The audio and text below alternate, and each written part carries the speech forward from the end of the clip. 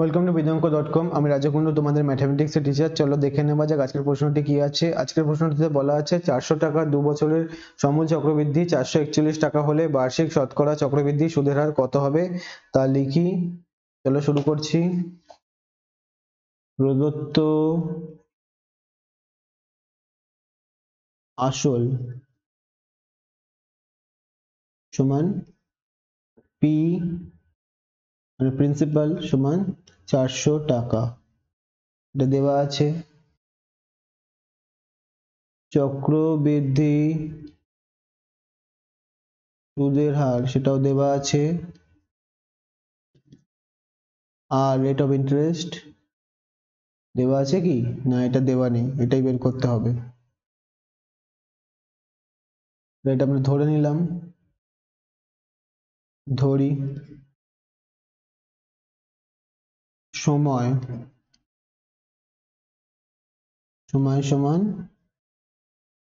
n বছর। n বছর মানে কত বছর? 2 বছর। ঠিক আছে, চলো সবকটা পেয়ে গেছি। সুতরাং n বছরের সমূল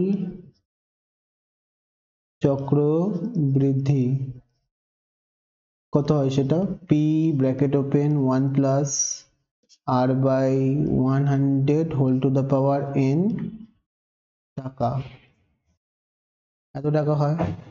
আর কি দেওয়া আছে? দেওয়া আছে মানে প্রদত্ত 2 বছরের সমূল চক্রবৃদ্ধি, 2 বছরের সমূল চক্রবৃদ্ধি হচ্ছে 441 টাকা। তাহলে অবশ্যই দুটো জিনিস একই। আমরা যেটা সমূল চক্রবৃদ্ধি বের করেছি আমাদের ক্যালকুলেশন অনুযায়ী, আর এই 441 টাকা দুটো একই জিনিস। তাহলে আমাদের ক্যালকুলেশন হচ্ছে p plus 1 r by 100 whole to the power n সমান 441। তাহলে p এর মান বসালাম, p এর মান 400, 1 প্লাস r এর মান হচ্ছে কত? r এর মানটাই তো বের করতে হবে। n এর মান হচ্ছে 2 আর এদিকে হলো 441। ঠিক আছে, ভালো কথা। তাহলে 1 plus r by 100 whole square, 400টা গুণ ছিল বাম দিকে, ডান দিকে গেলে হয়ে যাবে ভাগ।